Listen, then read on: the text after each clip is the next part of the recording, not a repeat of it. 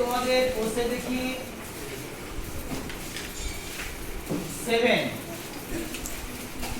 এখান থেকে আমরা কোণ অঙ্কন শিখব, ঠিক আছে? তো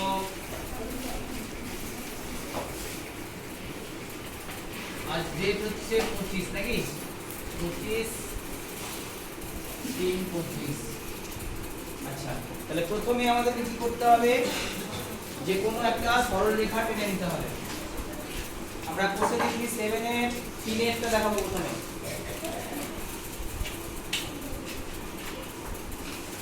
তো যে কোনো প্রথমে আমরা একটা সরল রেখা টেনে নেব, ঠিক আছে? নাম দিয়ে দেব এ বি, ঠিক আছে? এরপর এই কাটা কম্পাসটা নিয়ে এই বিন্দুতে বসাবো। বসিয়ে আমরা কি করব, প্রথমে একটা বৃত্তচাপ এঁকে নেব, ঠিক আছে? এবার যেখানে ছেদ করলো ছেদ বিন্দুতে আবার বসাবো, দিয়ে একটা বৃত্তচাপ আঁকবো, আবার এখানে বসাবো, দিয়ে একটা বৃত্তচাপ অঙ্কন করব।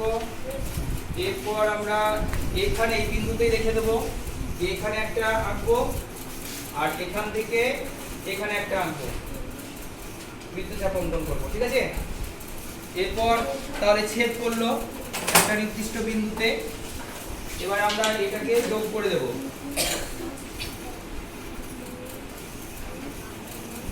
এইটা যোগ করে দিলাম, তাহলে কত ডিগ্রি কোণ হলো? 90 ডিগ্রি, ঠিক আছে? এবার তোমাদের বলেছে প্রথমে 45 ডিগ্রি, তাহলে 90 ডিগ্রিকে কি করতে হবে, অর্ধেক করতে হবে। আর অর্ধেক করতে গেলে আমাকে অর্ধেকের বেশি ব্যাসার্ধ নিতে হবে, ঠিক আছে? দিয়ে এখানে একবার বসাতে হবে, দিয়ে একটা বৃত্তচাপ আঁকতে হবে, তারপরে আবার এখানে এই বিন্দুতে বসিয়ে আরেকটা বৃত্তচাপ অঙ্কন করতে হবে, ঠিক আছে? এবার দেখো একটা নির্দিষ্ট বিন্দুতে ছেদ করলো, এটাকে এবার আমাদেরকে যোগ করে দিতে হবে।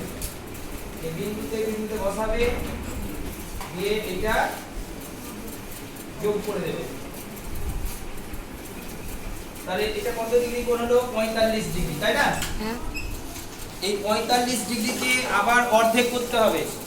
তাহলে কি করতে হবে, আবার এটা অর্ধেকের বেশি ব্যাসার্ধ, তোমরা আলাদাভাবে করতে পারো। আবার একটা 90 ডিগ্রি কোণ এঁকে নেবে, 22.5 ডিগ্রি করবে, ঠিক আছে? 45 এর অর্ধেক করলে কত হবে? 45 এর অর্ধেক করলে হবে 22.5 ডিগ্রি, ঠিক আছে? দুটো বৃত্তচাপ অঙ্কন করলে, দুটো একটা বিন্দুতে ছেদ করলো, এবার এটাকে টেনে দাও।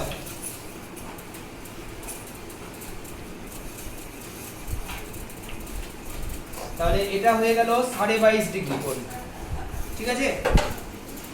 এইটা হচ্ছে 22.1-2 ডিগ্রি, ঠিক আছে? এইভাবে অঙ্কন করবে।